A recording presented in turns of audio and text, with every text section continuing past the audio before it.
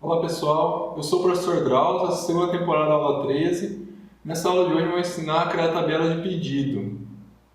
Na aula passada, nós terminamos a tabela de situação e hoje nós vamos começar a tabela de pedido. Como é que faz uma tabela de pedido para efetuar uma venda? Vou abrir meu SQL Server Express 2012, conectar, vou no Object Explorer, Databases, Professor Drauzio, Database Diagrams e vou abrir meu diagrama da segunda temporada. Na aula passada nós finalizamos a tabela de situação, que era a última que faltava, e agora nós vamos começar a criar a tabela de pedido. Então vamos lá, botão direito, New Table, nova tabela, vamos chamar ela de TBL pedido. O primeiro campo vai ser a chave primária, que é o ID, então vou chamar de ID pedido. Vai ser o ID do pedido, que vai ser um inteiro que não aceita nulo. Esse campo vai ser autoincremento, ele vai ser gerado sozinho, a gente não vai precisar se preocupar com ele. E é ele que vai identificar o número do pedido na minha base. Então, seria um pedido é o 1, seria o próximo 2, o 3, o 4 e assim por diante. O segundo campo eu vou chamar de data e hora, que vai ser um date time, que vai registrar a data e a hora que esse pedido foi criado. Esse campo aqui eu também posso fazer ele gerar sozinho no banco, não preciso que ele passar ele da tela. Pode ser que o computador do usuário está com a hora errada, então eu vou mostrar para vocês como é que faz para salvar a hora sozinho. O próximo campo eu vou ligar com a operação, para falar que a operação que é. Nessa temporada eu vou fazer um pedido de venda, né? Então vai ser um pedido para vender. Mas essa tabela, essa estrutura toda que eu fiz está pronta para vocês fazerem qualquer tipo de pedido de venda, de evolução, enfim. Então vamos colocar aqui o ID da operação, que vai ser um inteiro, e esse cara é uma chave estrangeira que vai depender de ter o campo aqui na tabela de operação. Esse de cima dá até a hora, então vou registrar a data e a hora que foi feito o pedido, e aqui qual que é a operação. Então qual que é a operação? Venda, nós vamos usar venda. Então, por exemplo, a 1 é a venda. Então vai estar sempre 1 aqui no nosso cenário. Agora, se você quiser depois aumentar esse projeto e colocar mais operações, aí você faz a tela de compra, faz aqui a 2, faz a tela de devolução que é a 3, então você vai alterando aqui a operação. O próximo passo é fazer o relacionamento aqui com a tabela de situação, para falar em que situações o pedido pode estar. Então, no nosso caso, ele vai estar em duas situações: aberto, enquanto ele pode ser alterado, e quando ele termina de ser alterado, quer dizer, acabei o pedido, eu altero a situação para finalizado, quer dizer que ele está pronto, não pode mais mexer nele, que aquele pedido foi finalizado pelo cliente e foi entregue ao cliente, então não mexo mais nele. Então, vou chamar de ID da situação, ID situação. ID da situação, que é um inteiro, que não aceita nulo, que é uma chave estrangeira que eu vou, daqui a pouco, colocar relação com a tabela de situação. Então, para essa situação existir aqui, ela tem que estar nessa tabela de situação. Então, pessoal, já tem um código para controlar o pedido, a data e a hora que ele foi feita, a operação, se é compra, venda, devolução, a situação, se ele está aberto ou finalizado, só falta dois campos. Quais são eles? Quem que está vendendo e quem está comprando. Nesse caso, nossa temporada, quem que é o emitente, quem que está emitindo esse pedido e quem que é o destinatário, para quem que vai esse pedido. No caso da venda, se fosse devolução, quem que é o emitente? É o cliente que está trazendo a mercadoria de volta. E quem que é o destinatário? É a minha loja. Se for uma compra, quem que é o emitente? É o fornecedor que está trazendo a mercadoria. E quem que é o destinatário? É a minha loja. Então, dependendo da operação que tiver aqui nesse ID da operação, esse emitente e esse destinatário tem um sentido, né? De onde que veio e para onde que vai. Então, vamos colocar aqui ID. Primeiro é o ID pessoa emitente, que é um inteiro. Então, por que ID pessoa emitente? Porque esse campo aqui é um ID da pessoa que eu vou relacionar lá em cima com essa tabela de pessoa que a gente fez. Lembra da tabela de pessoa física e jurídica? Então, é um ID de pessoa que eu vou colocar aqui. Tem que ser uma pessoa física ou jurídica. Ou seja, ou é um cliente, uma pessoa normal que tem um CPF, ou é uma empresa que tem um CNPJ. E, por último, o ID pessoa destinatário. E assim fica pronta a minha tabela de pedido.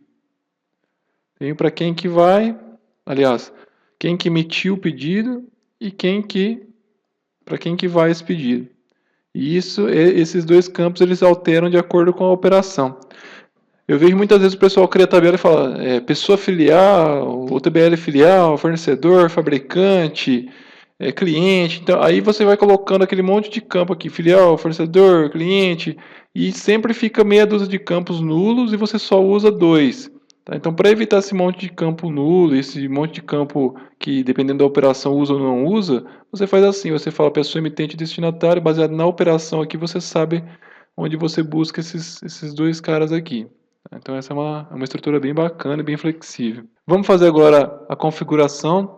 Então o ID do pedido ele é uma chave primária, botão direito nele, setar como chave primária, então clique aqui nessa coluna, set primary key. Ele vai ser auto-incremento, então vou dar um botão direito nele, propriedades, properties. Então cliquei aqui no campo ID do pedido, vou vir aqui na propriedade Identity Specification, lembra que eu mostrei nas outras aulas? É uma identidade? Is-identity. Aí eu vou falar que sim, aí ele vai falar para mim, começa em qual? Vou falar que começa no 1 e incrementa de quantos em quantos. Vai aumentando de quantos em quantos, de 1 em 1. Então 1, 2, 3. Então vou mudar aqui para sim e 1 em 1. Ele já faz a sugestão para mim. Ó.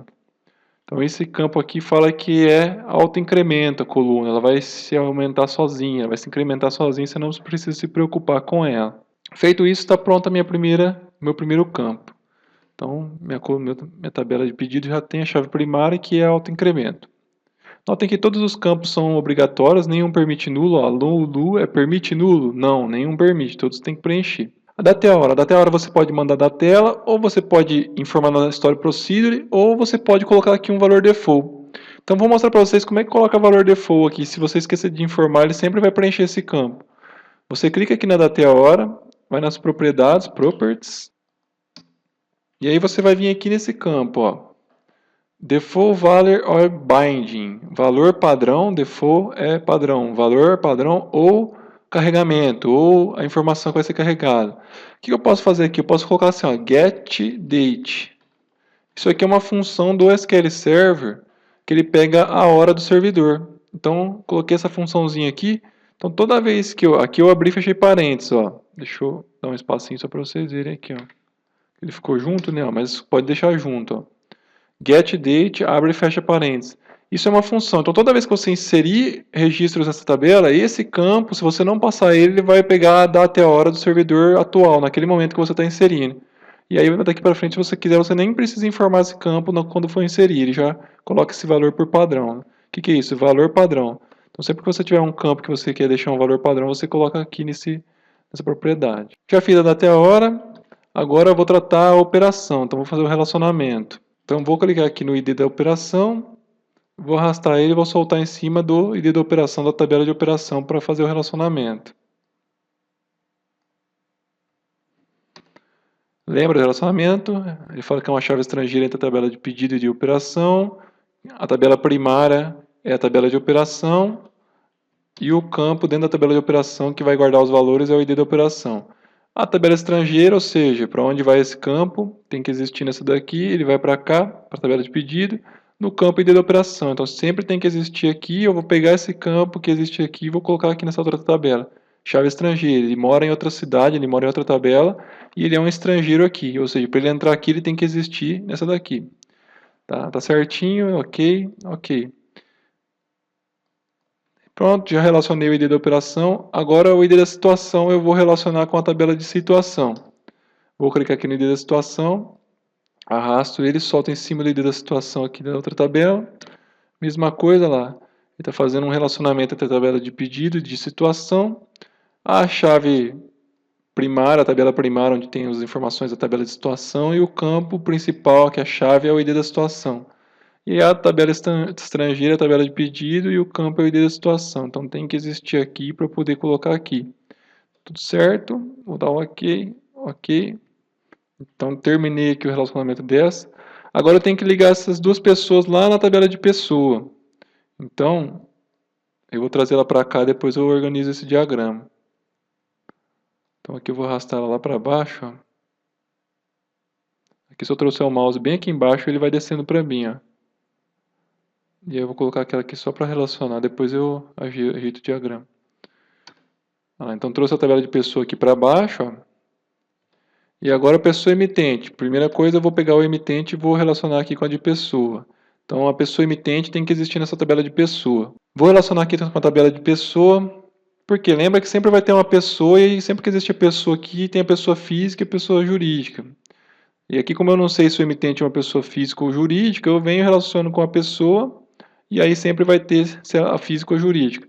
Por que eu não relaciono com cliente, filial, fornecedor? Porque eles podem deixar de ser cliente, filial, fornecedor. Mas deixar de ser pessoa, não. Eu vou travar, nunca vou deixar excluir uma pessoa. Uma vez que cadastrou pessoa, ele não deixa excluir mais. o sistema meu vai fazer isso via procedure, via telas. Eu não vou deixar excluir nenhuma das procedures. Então, assim, eu garanto que esse banco de dados vai estar sempre legal. Então, eu clico no emitente, arrasto e solto sobre a tabela de pessoa. Ele fala que a relação entre a tabela de pedido e pessoa, a chave, a tabela principal, TBL pessoa, ID da pessoa, e a estrangeira, TBL pedido, ID pessoa emitente. Aqui eu posso até mudar o nome. Como vai ter duas pessoas, emitente e destinatário, aqui no nome eu vou pôr emitente no final para ficar mais legal. Ó. TBL pessoa, aí eu ponho underline emitente.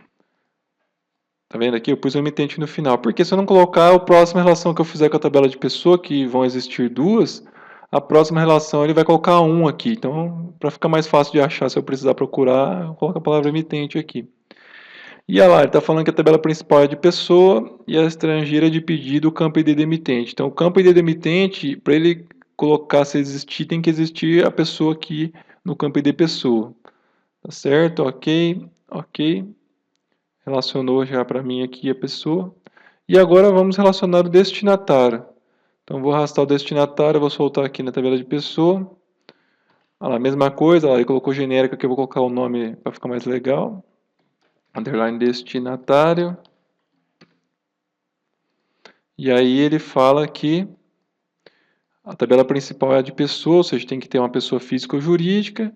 E a estrangeira é de pedido, o campo ID pessoa destinatária. Então, para mim colocar o destinatário aqui, ele tem que existir aqui. Antes de ter um destinatário, eu tenho que vir cadastrar pessoa física ou jurídica aqui. Vou dar OK, OK, e está pronto o relacionamento. Então, terminei aqui, eu tenho o pedido, a data, a operação, a situação, o emitente e o destinatário. Tudo que eu preciso, as informações mínimas necessárias para criar um pedido eu já criei. Então, está pronta a minha tabela. Agora é só salvar. Para salvar, eu vou clicar aqui em cima no disquete. Salvei. Ele está falando para mim que essas tabelas foram afetadas. Está vendo?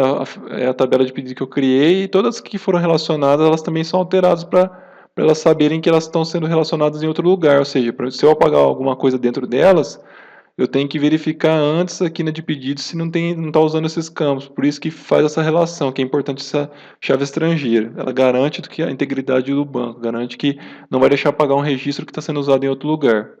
Yes, salvou. E está pronto, pessoal. Então, fica aqui nossa tabela de pedido. E na próxima aula eu vou criar a tabela de itens do pedido, que é a última tabela do nosso diagrama.